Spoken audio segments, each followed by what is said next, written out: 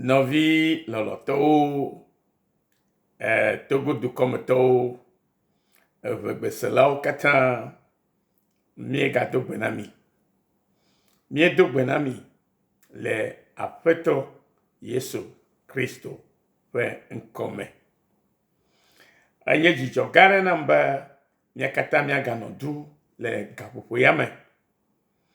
Eye míaƒe dunɔnɔ le gaƒoƒo ya me la, ye nye be míase míaƒe Mawu ƒe gbe.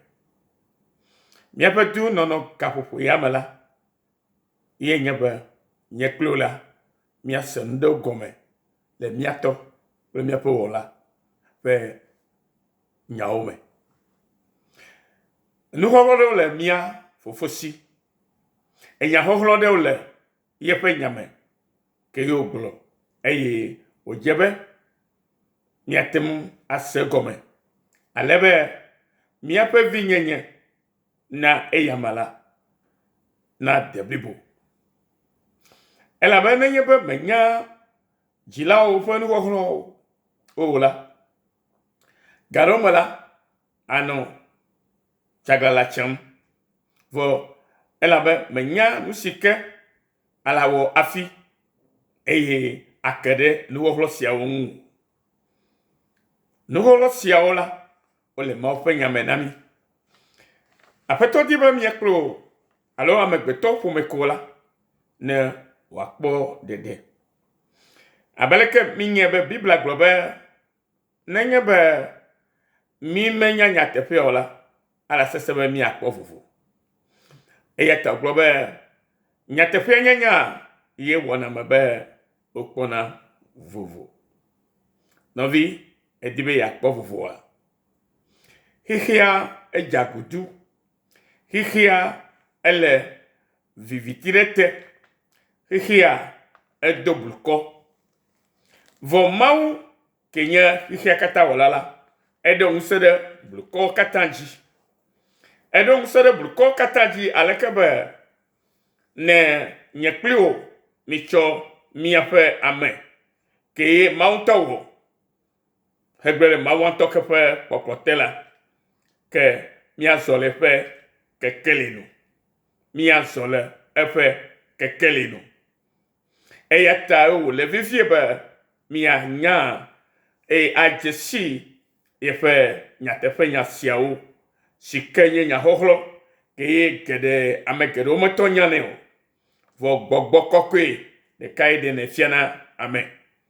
Ale be eya ta mele miaƒe ŋkume gaƒoƒo ya me be megatsɔ nyaxɔxlɔ siawo eye aɖe me ne mia katã miagase me. Ale be míaƒe vinyenye le eyama me la, ne wòade blibo. Eya ta le Aƒetɔ Yesu Kristo ƒe ŋkɔ me la, me gale gbe dom na mi ke hele miayɔm be nɔvi lɔlɔawo. Ye mexɔe se be miefɔ le miaƒe nɔƒewo hã nyuie le si ke migale eto dzi le nyanyui siawo sem tso True Forgiveness Mission Australia. Mi le mia nɔvi kple miaƒe dɔtsɔla si ke yɔna be Yesu nyo oyram Mawu lolo avɔdziɖola le Kristo Yesu me. Egbeɖiɖi asidi tso Aƒetɔ gbɔ na mia katã. Aƒetɔ di be nye kpli wò míadze sie aleke tutu le be alo hiã be míadze sie. Eya ta ye wòtsɔ yeƒe nya siawo heto yeƒe dɔla dzi bena wòame kple mi ne miawo hã mianye egomekpɔlawo elabe etɔ ɖeka ke wònye la, eye wɔ míawo katã be mianye eviwo nɛ eye evi vavawo ke wole anyi dome le eƒe kesinɔnuwo kple eƒe nu siwo katã wòwɔ na mi la me. Nɔvinye, elɔ be yeanyi dome le Mawu ƒe domenyinuwo siwo enye míaƒe domenyinuwo mea, edze be alanya be yenye via hafi ye alakpɔ domenyinu siawo ƒe gomekpɔkpɔ. Eya ta egbe la, mi yi ɖe Biblia me míaxlẽ Yohanes ƒe agbalẽ. Yohanes ƒe agbalẽ abeleke woŋlɔe le nyakɔkɔea nu ene. Yohanes ƒe agbalẽ ta gbãtɔa me. eye madiba mia ko mi ahle achokukui gban ha ide kukui awe niame fima mi ahle le bana alléluia enya mavola trozu untila enya mavo enya simo vonola eva trozu untila lesre kamala mi asende gomele tefuma be nyadeli ke mo vonao nyama si ke mo vonola ye va trozu untila novinya medibe na se enya sia gome abeleke gbogbole medem na mi ene se gome abeleke gbogbo atwe na mi ene bibla le gbogbo na mi be nyama vola trozu untila nyaka enye nyamavo nyamavo menyebe ne ofuonfo alo alesi kemele no fuom na ofifia menyabe elesem eye etole ponyem vo gakia matempo enya alo nufo sikele to don le menyela matema peo ala sefe asegbeya asefe efe hu ha alo mi grabe efe sound alo mi efe gbe alo le son de la parole egbe kele didi ala se eye amesikele glonha ala tempoe vogakela matin afpo enya sile dodum le enumene eglolala o nyama vola trozu untila aleke wo nyama vola va trozu untila o enye nuwo kro de keme nye kro mi ato le kapofo yame mi chobubu na feto kenye mi afedela mi cho akpeteta ne mawu kenye mi afekona meto sike gavenye klonu le kapofo yame be mi aten senu si ogome eyatame bia fe gbogbo kokwi de mi okatan fe agbeme le Yesu Kristo fe musekata tonyenye fe edomenyinu sike ochonami to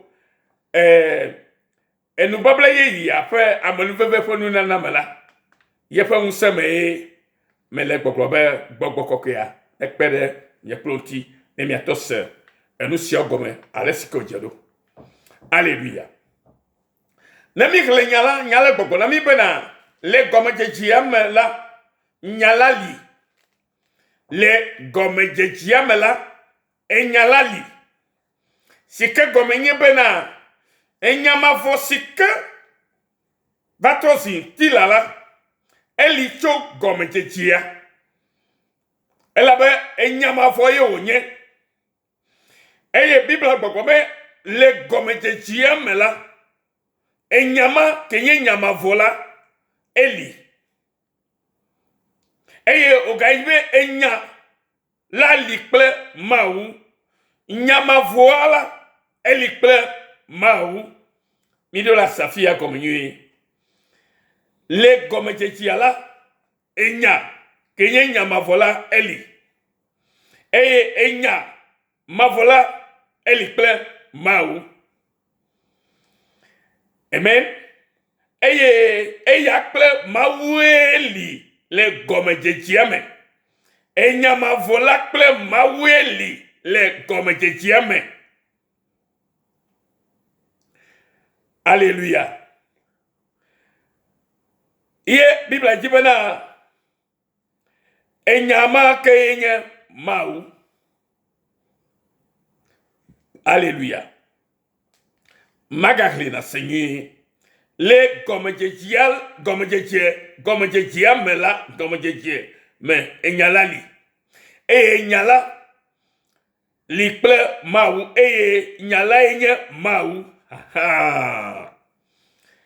enyama vola le gomejejiala eli ye gome bena enya ya sike nye enya la obe enya likple mawu le gomedjedzia nyamavoa eye enyala li kple mawu eye enyala enye mawu enyamavola enye mawu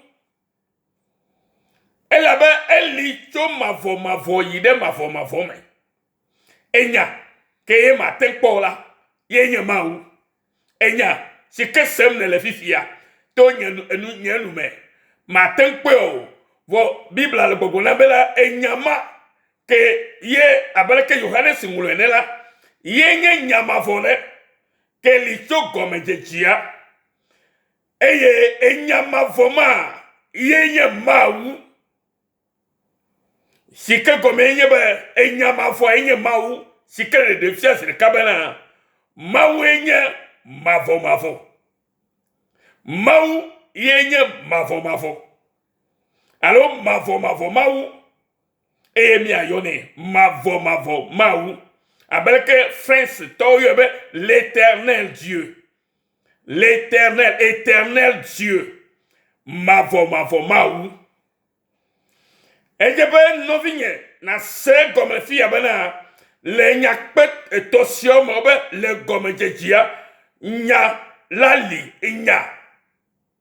li sike gome bela enya mavoa eli le gomedjedzia ke eye enya mavola eli kple mawu eye enya mavola enye mawu eye egbobe wakple mawu eli tso gomedjedzia me ke amen ele kpukpuya me toa me la ele gbogbo na mi bena wo wo nu kata to eyamaji o wo nu kata to eyamaji eye eyama no me la o meta wo na ne kesio o wo na o enyamavoa kenye maula ye me o wo nu kata to eye ne enyamavoa me liola o maten wo na ne kesiko wo na o novinye ni ase gomesre kale kebena enyamavoa enye mawu kenye mawu kenye mavo fe mawu eye o levivie be na tem ase gomenenema elabe afi na tem do kwose alo na kade ameji alo na ko mawji sela ejebe alanya foundation alo gomedo pe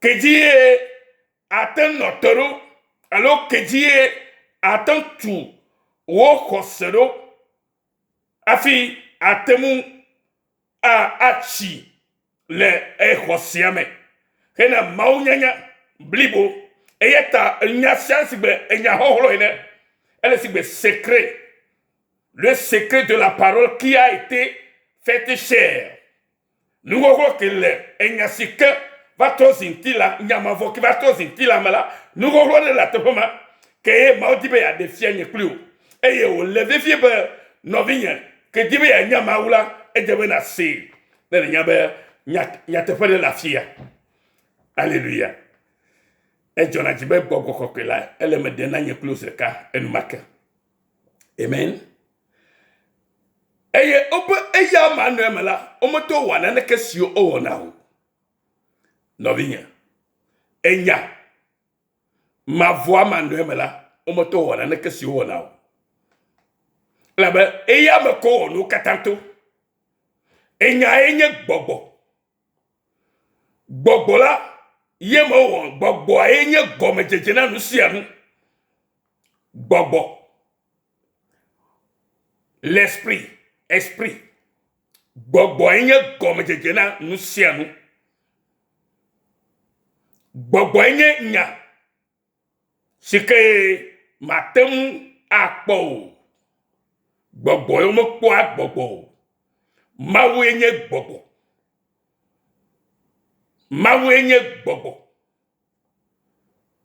eye amade kematem akpo nenyebe ededo ko fioko eye ta bible gbogbo na mi bena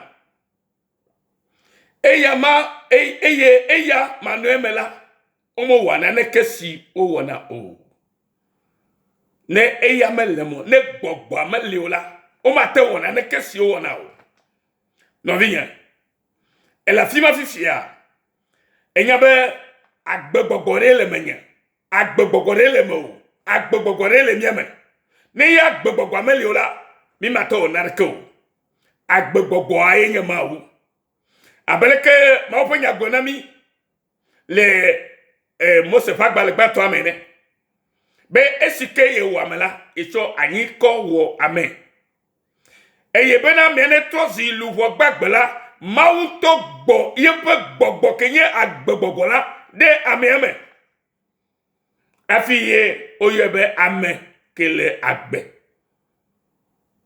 mawenye agbe mawenye gbogbo kenye agbe kemeye owonu katanto e nenyebe gbogbo ma kenye mawu meliola o ma te wona ne kesio o wona o ela be gbogbo ala yenye nu kata be gomejeje eye nu kata be gomejeje ke nye nyama vola ye tozi ntila amen eya me agbele praise the Lord me gloria be eya me agbele enyama voma me agbele enya sike likpe mawu kenye mawu la ye meye agbele ye nya agbele miame ye meye agbele eye agbele nye amo pe kekeli novinye edo la seconde kabe nenye be agbemeli la kekeli hameli o agbela ye nya megbeto pe kekeli mawu kenye agbe alo mawu kenye gbogbo kenye nyamavua la yenye agbe le miame eya nye kekeli ne amegbeto kata siye mawu hode epe nonomenu eye tanovi loloto le afeto la me amegbeto fu me kata sike le gbe yasem le gapopo ya me yomi be novio be afeto na fu etonami ne yatem ase agbenya ya nyatefenya ya Bible dit bonami be eye kekeli la klena le vivitime kekeli la kenye agbe alo agbe kenye agbe tofe kekeli la e klena le vivitime ye gombe mawu klena le vivitime eye vivitia metono terenu o eye tenenye be enye kekeli vi eye agbe kenye kekeli le mola e gombe mawu le mo eye mawu enye agbe kele nye plome eye edo la se gome bena kekeli ma kenye ke agbe kenye kekeli na amokatela ekrele hihieme yenye mawu amen eye hihieme la mo khoe o praise the Lord eye Bible jile puku adembe amedeva jo si mawu do enkoenye Yohannes amesiava le dase didita bena wadi dase le kekeli lanchi abele sike miao hami le gase dim le kekeli lanti egbe menye Yohannes yenye kekeli yao menye Yohannes yenye enyalao menye Yesu nyoke kpone le gapopo yame maulolo avwajidula yenye nyalao yenye kekeli lao kebo miao ya mile gbepa dem kekeli la kenye mawu Alléluia et ataye dodasi se asu Yohannes ici bena amokata na ko ase to eyamaji et ata gbepa de le vavano ha bena natema ko ese to ejinye lesi kemele gbono to nya ke glomele no di menye enye jela khoso kenya ke dogole numenam ye jela khoso ela ben nyaaye yenye mawu enyaye nye wo agbepe kekeli enyaye nye khokhonao na khwela wa yobe amesikem bofufu alo tozi abrodevi ejile pokui menye eye nye kekeli la o menye Yohane ye kekeli lao. Ke bombena wadi dasi le kekeli launchi. Amen. Kekeli peda se di mille. Kekeli vava si klenade amesiameme la ligbona le hehiame. Que Yesu alo maunto la va hehiame. Que ye kekeli la ito la va dasi ye miamidi. Abel ke Yohane si hadi dasi ene e minyabe kekeli ava hoho. Mawa vavo. E pa kwenene we yesia. Yesu Kristo. Alléluia. Elle hehiame eye owo hehiame to eyamaji. Akwa. Obe elle hehiame hoho. Mavo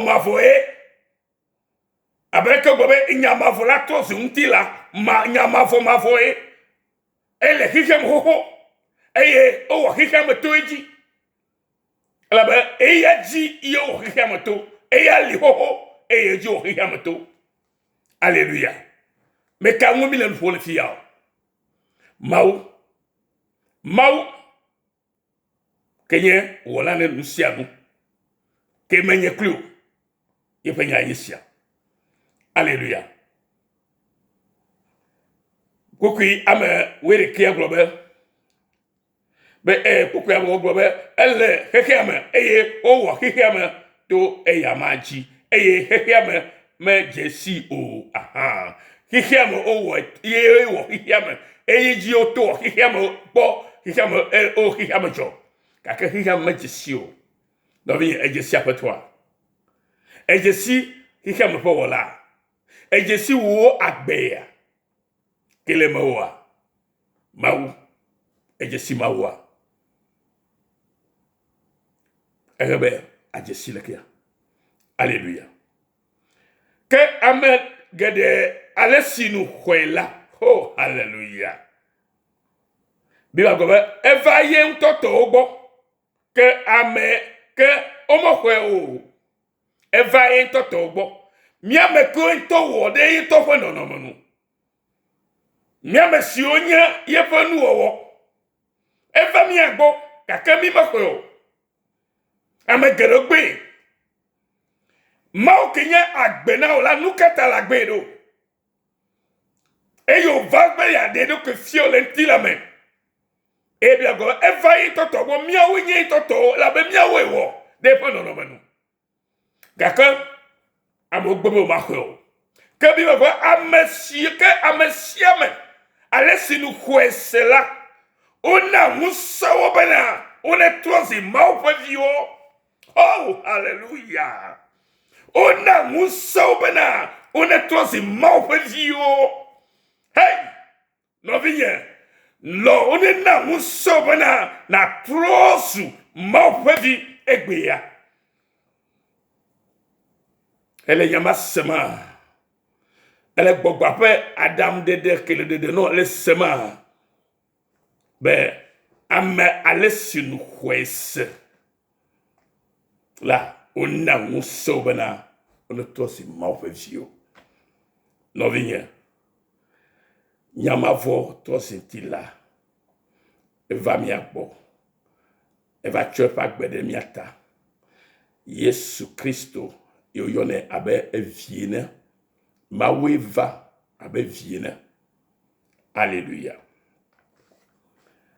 Ona usebo atosi mavio amesio ho efen kodise nkoka mau kenye Yesu kenye mau.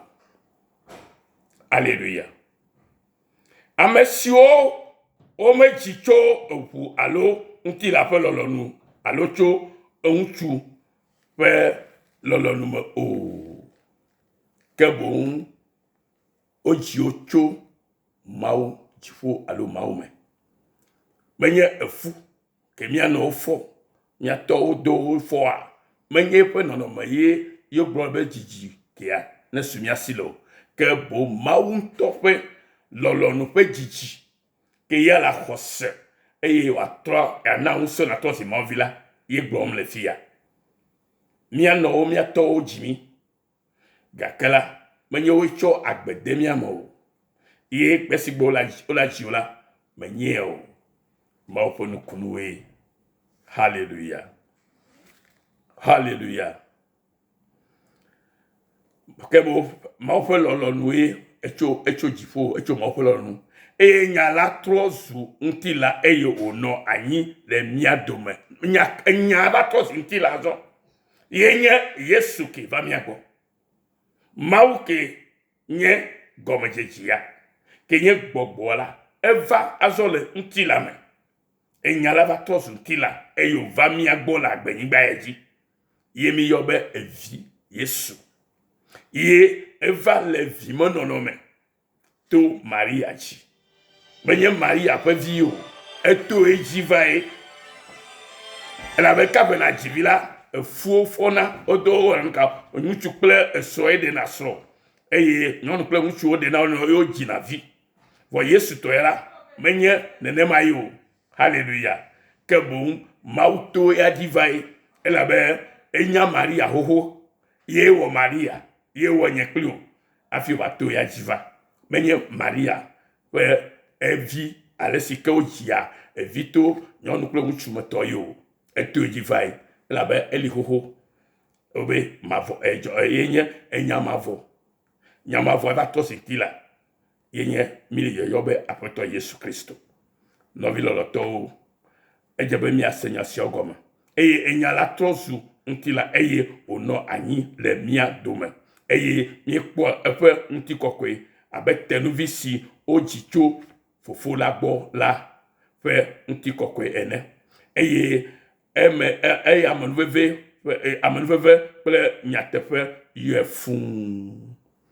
Alléluia. Mi kpo abe evisi oji tso fofo la gbo ene. Evi si bebe evi le tso fofo le gbo va ene. Mawu to ediva. No vinye. Se no sia gobe mawu to ediva.